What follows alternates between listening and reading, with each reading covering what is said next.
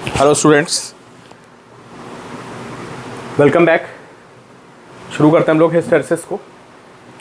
ये लेक्चर मुझे आपको सैटरडे प्रोवाइड करना था, बट सैटरडे में आपको प्रोवाइड नहीं कर पाया, तो आज आपको 2 लेक्चर मिलेंगे। पहले हिस्टैरिसीस देखते हैं। ये आपका बहुत ही इंपॉर्टेंट टॉपिक है। हिस्टैरिसीस वेरी वेरी इंपॉर्टेंट और बहुत ईजी टॉपिक है।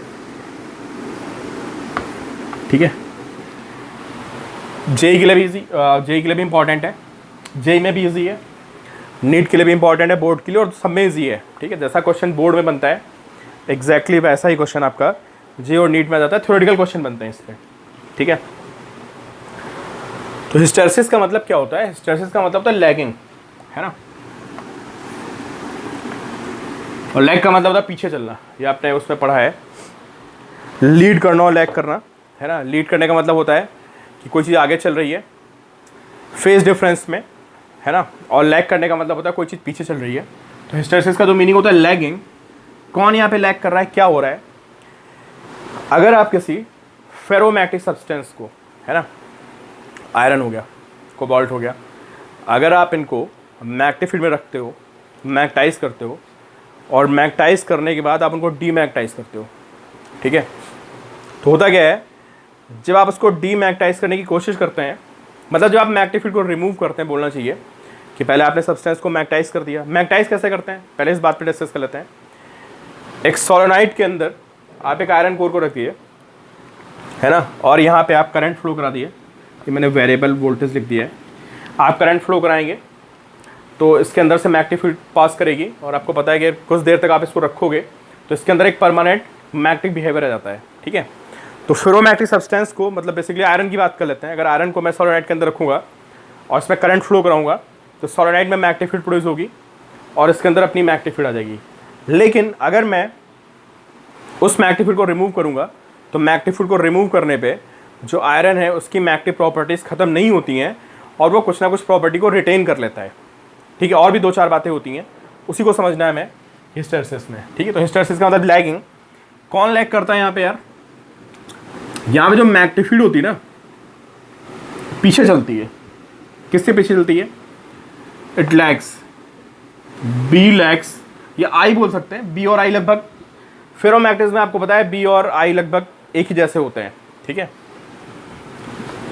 या आई जो होता है, जो इंड्यूस्ड फील्ड होती है, दैट इज लैग्स बिहाइंड, किसके बिहाइंड?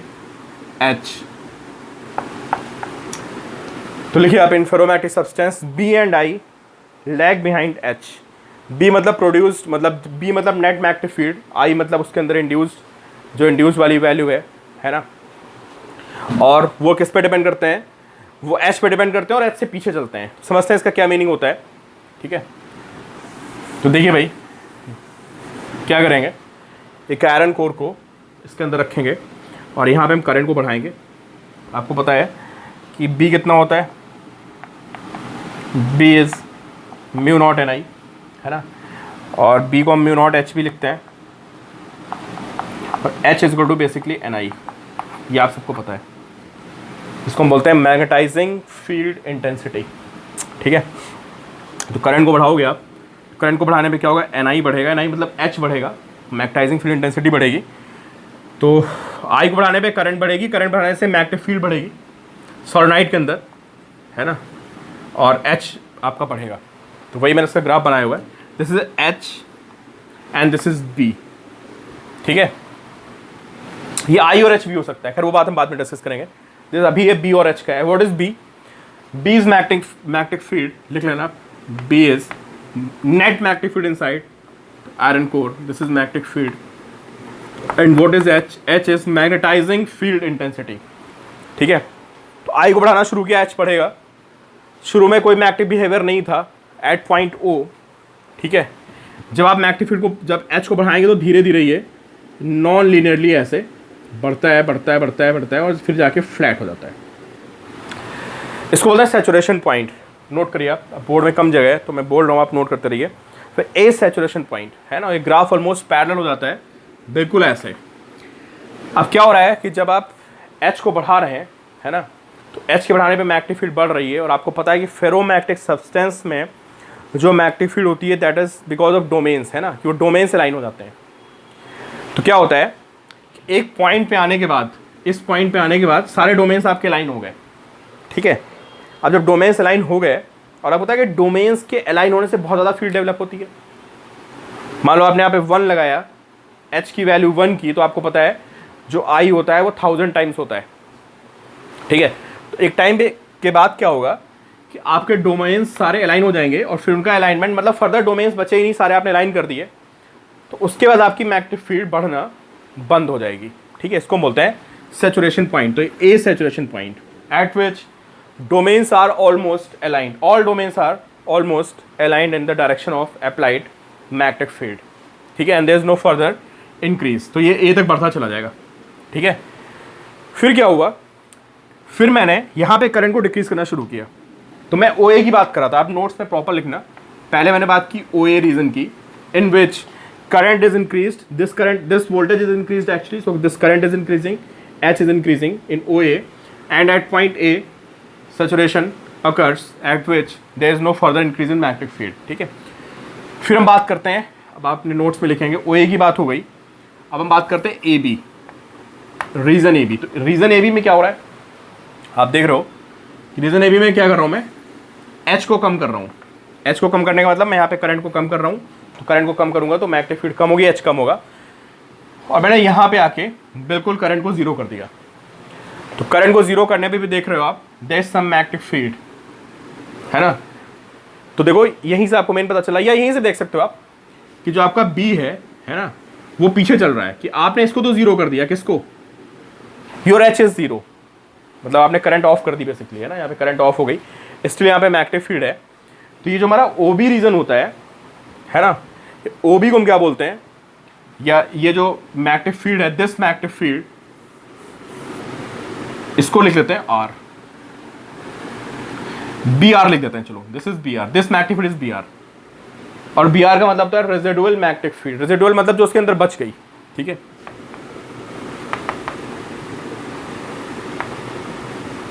रेजिडुअल मैग्नेटिक फील्ड, या इसको हम रिटेंटिविटी भी बोलते हैं, ऑल्सो कॉल्ड रिटेंटिविटी। रिटेंटिविटी का मतलब हो गया इतनी फील्ड उसने अपने अंदर रिटेन कर ली। रीजन क्या है यार, रीजन अब आप खुद ही समझ सकते हो कि ऑब्वियस सी बात है कि आपके मैग्नेटिक फील्ड हटाने पे सारे डोमेन वापस नहीं आए होंगे, कुछ ना कुछ डोमेन अलाइन रह जाते हैं, उनमें आपस में एक एक्सचेंज कपलिंग का फोर्स होता है। तो आपने तो मैग्नेटिक फील्ड को जीरो कर लिया, लेकिन वो अभी भी अलाइन रह गए हैं, तो वहां पे एक मैग्नेटिक फील्ड बच जाएगी, दिस इज कॉल्ड रिटेंटिविटी, ठीक है, दिस OB रीजन। तो this is residual magnetic field जितनी बच गई, है ना। फिर क्या हुआ, फिर मुझे इसको जीरो करना है। तो मुझे पता चला यार जीरो करने पे क्या होगा पता है, अब मैं करंट को उल्टा कर देता हूँ। अभी करंट ऐसे फ्लो कर रही थी, अब मैं करंट को उल्टा फ्लो कराता हूँ। तो अब क्या होगा, जब करंट को उल्टा कराओगे तो मैग्नेटिक फील्ड भी उल्टी होगी, और धीरे धीरे हम करंट को बढ़ाएंगे उल्टी डायरेक्शन में। तो जब हम उल्टी डायरेक्शन में करंट को बढ़ाएंगे तो हमारा H बढ़ेगा उल्टी डायरेक्शन में, और जब H उल्टी डायरेक्शन में बढ़ेगा तो आपको पता चलेगा कि एक पॉइंट पे जाके ये H देखिए हमारा निगेटिव हो गया है। इस निगेटिव का मतलब कि मैं करंट को उल्टी डायरेक्शन में बढ़ा रहा हूँ, और एक वैल्यू पे जाके ये हमारा दोबारा से डीमैग्नेटाइज हो जाएगा। मतलब आपको फोर्स करना पड़ेगा, उसको किधर फोर्स करना पड़ेगा, करंट को या मैग्नेटाइजिंग फील्ड इंटेंसिटी को उल्टी डायरेक्शन में फोर्स करना पड़ेगा। तो जो डोमेन अलाइन हो गए थे ना, जो बचे हुए डोमेन थे, जो तुम्हारे कुछ डोमेन्स बच गए थे सीधी डायरेक्शन में, वो उल्टे होकर ऐसे हो जाएंगे, है ना। मतलब उसको बीच में वो आके वो बैलेंस कर देगा, उनका अलाइनमेंट रैंडम कर देगा वो, ठीक है। तो सी पॉइंट पे आके फिर क्या होगा यार, जब आप उल्टी मैग्नेटिक फील्ड अप्लाई करोगे, उल्टी डायरेक्शन में करंट को फ्लो कराओगे, तो magnetic field becomes zero, and this OC region, this is called coercivity. Coerce मतलब होता है फोर्स करना, है ना। तो OC region is, this is coercivity, मतलब आपको उल्टी डायरेक्शन में उसको इतना फोर्स करना पड़ेगा, OC, ठीक है। तो OC को लिख लीजिए आप, कोएर्सिविटी। क्या नोट्स में लिखेंगे आप कि in order to completely demagnetize a magnetic field has to be applied in opposite direction, ठीक है। और C के बाद यार फिर क्या हो रहा है, फिर आप देखो वही कहानी रिपीट हो जाएगी। मैं आपको जल्दी से बता देता हूँ कि अब ये C पे आके मैग्नेटिक फील्ड जीरो हो गई, और अभी भी आप करंट को बढ़ा रहे हो उल्टी डायरेक्शन में, current is still increasing in reverse direction. Current को बढ़ाओगे तो फिर से ये ऐसे जाएगा, और फिर से डोमेन उल्टी तरफ लाइन हो जाएंगे। मतलब पहले डोमेन उधर थे, अब सारे डोमेन इधर लाइन हो गए, फिर सैचुरेशन आएगा। तो जो पहले डोमेन ऐसे ऐसे थे वो सारे उल्टे हो जाएंगे, और फिर से सैचुरेशन आ गया पॉइंट D पे। फिर क्या हुआ, फिर डी पे पहुंचने के बाद आपने फिर करंट को डिक्रीज करना शुरू किया। अब करंट आप डिक्रीज कर रहे हो, ठीक है, तो ये करंट आपकी ऐसे जा रही है, मतलब करंट कम हो रही है, एच कम हो रहा है, करंट को डिक्रीज करोगे, फिर वही कहानी होगी कि जब आप कंप्लीटली करंट को जीरो कर दोगे, यहाँ पे H is zero, H zero मतलब करंट आपकी जीरो हो गई, तो फिर यहाँ पे फील्ड बच गई। And this O is also retentivity. So what is O E? This is retentivity और रेजिडुअल मैग्नेटिक फील्ड जो उसके अंदर बच गई है, ठीक है। फिर क्या करना पड़ेगा यार, अब फील्ड बच गई है और करंट आपकी उल्टी थी। अब अगर तुम्हें फिर उसको जीरो करना है तो अब फील्ड इधर आ गई, समझ रहे हो आप, यहां जो था इस रीजन में फील्ड इधर थी, यहां मैंने फील्ड जीरो कर दी, फिर अब फील्ड उल्टी हो गई और करंट को हटाने पे फील्ड बच गई। अब मुझे इस उल्टी फील्ड को जीरो करना है, फिर से करंट मुझे आगे लगानी पड़ेगी भाई, फिर से मैं करंट को आगे करोगे तब जाके इस उल्टी फील्ड को जीरो मारेगा ना वो, तो फिर से मैं एच को पॉजिटिव करूंगा और जाके यहाँ पे एफ पे फाइनली जाके ये फिर से डीमैग्नेटाइज हो गया। तो यहां से यहां तक हमने इसको मैग्नेटाइज किया, फिर magnetic field is removed, some field is remaining inside magnetic field, उसको हमने यहां से यहां उल्टा अप्लाई करके जीरो किया और उल्टी करंट बढ़ाई, तो फिर उल्टी डायरेक्शन में सैचुरेशन आ गया, उल्टी डायरेक्शन में मैग्नेटिक फील्ड डेवलप हुई, फिर हमने करंट को जीरो किया, फिर उल्टी डायरेक्शन में मैग्नेटिक फील्ड बच गई, उसको जीरो करने के लिए फिर से मैंने आगे करंट बढ़ाया, यहाँ पे जाके फाइनली डीमैग्नेटाइज हो जाएगा और फिर हम बढ़ाएंगे करंट को तो फिर ये ऐसे चलेगा। इसको हम बोलते हैं हिस्टेरेसिस। ये लैग कर रहा है, देखो दोनों साथ नहीं चल रहे हैं। अगर लैगिंग नहीं होता तो क्या होता, अगर मान लो हिस्टेरेसिस नहीं होता तो ग्राफ ऐसे गया था और एच को जीरो करने पे ये ऐसे ही उतर आता, बिल्कुल समझ गया ना, बिल्कुल वैसे ही ग्राफ उतर जाता। बट आप रीज़न तो आप समझ पा रहे होगे, रीज़न क्या है कि एक बार डोमेन से अलाइन हो जाते हैं तो फिर वो अलाइन रह जाते हैं, उनमें आपस में एक इंटरेक्शन होता है, जिस इंटरेक्शन की वजह से उनको दोबारा से मतलब रैंडम करना थोड़ा मुश्किल हो जाता है। तो ये हमारा कॉन्सेप्ट होता है हिस्टेरेसिस का, ठीक है। अब देखिए आप, तो ये सब पॉइंट नोट कर लेना यार, रिटेंटिविटी क्या होती है, कोर्सिविटी क्या होती है, बोर्ड में क्वेश्चन बनता है, पूछता है आपसे, ठीक है। टॉराइड के अंदर भी रख सकते हो, है ना, इसको आप टॉराइड के अंदर एक मैग्नेटिक रख सकते हो, उसको आयरन कोर को, वहां से इसको देख सकते हो आप, ठीक है। तो प्रॉपर लिख लेना भाई, C to D में फिर ये उल्टी डायरेक्शन डीमैग्नेटाइज और सैचुरेशन आ गया है। और पॉइंट्स आप लिख लेना अपने आप नोट्स, ठीक है, आप लिख सकते हो। अब देखते हैं, अब इसका एरिया देखते हैं, ठीक है। एरिया आप नेक्स्ट हेडिंग लिखिए, एरिया ऑफ BH कर्व।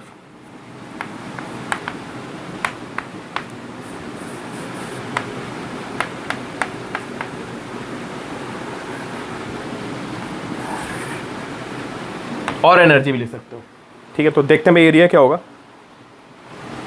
आपको बताइए जो अगर आपको आपका वाइक से ग्राफ होता है तो एरिया उन दो क्वांटिटीज का मल्टीप्लिकेशन देता है ना, तो एरिया में मल्टीप्लिकेशन देगा, किसका मल्टीप्लिकेशन देगा, H और B का, ठीक है।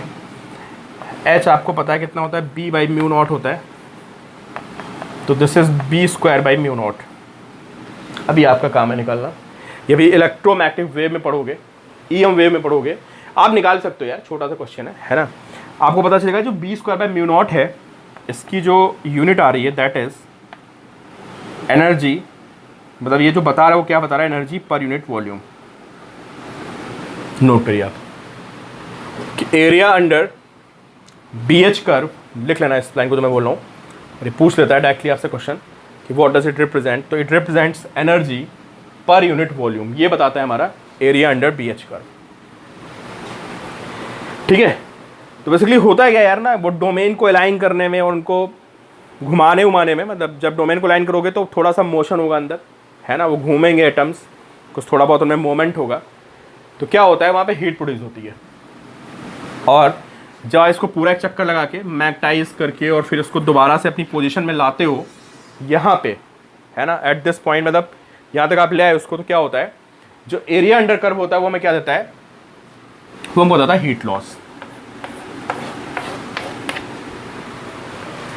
तो फाइनली लिखिए, समझ गया हीट लॉस क्यों हो रहा है यार, जब डोमेन्स को लाइन करते हो तो वहाँ पे वो घूमते हैं, थोड़ा मोशन होता है उनमें, है ना, जिसकी वजह से उसमें हीट प्रोड्यूस होती है और जिसको हम हिस्टेरेसिस लॉस बोलते हैं। तो आप लिखिए नेक्स्ट लाइन कि area under B H curve gives loss of energy per unit volume in per cycle. अरे बार बार रिपीट होगा, अगर मान लो आप बार बार मैग्नेटाइज कर रहे हो, रिपीट होगा। तो this area is equal to energy loss, है ना, और पर unit volume in per cycle. ये एक साइकिल हो गई पूरा, ठीक है।